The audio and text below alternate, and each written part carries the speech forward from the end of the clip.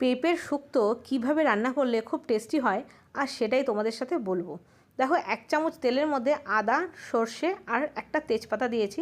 তোমরা সর্ষের সাথে একটু রাঁধুনিও দিও। আজকে আমার বাড়িতে রাঁধুনিটা ছিল না, তো সেই জন্য রাঁধুনিটা দিইনি। সর্ষে, আদাটাও খুব বেশি দেবে না কিন্তু, অল্প মতন আদা, সর্ষে আর তেজপাতা। আর তারপরে আমি এরকম পাতলা পাতলা করে কেটে রাখা পেঁপেটা দিয়ে দিয়েছি। পেঁপেটা যতটা পাতলা কাটবে তত ভালো, তাড়াতাড়ি সেদ্ধ হয়ে যাবে।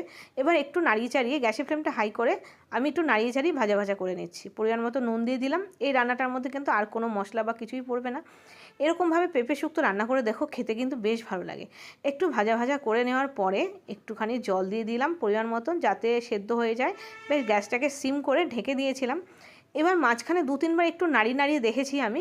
আর তারপরে যখন নরম নরম হয়ে গেছে, একটু রসা রসা রেখেছিলাম, বেশ রসা রসা রাখলে ভালো লাগে খেতে।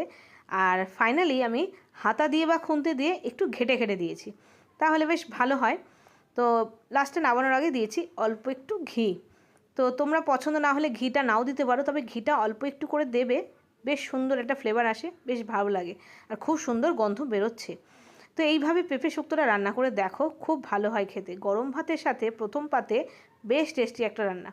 তো পেঁপে শুক্তো তোমরা সবাই জানো, কিন্তু কিভাবে ফোড়ন দিয়ে কীভাবে রান্নাটা করলে আরও বেশি সুস্বাদু হবে, সেটাই আজকে তোমাদের সাথে বললাম।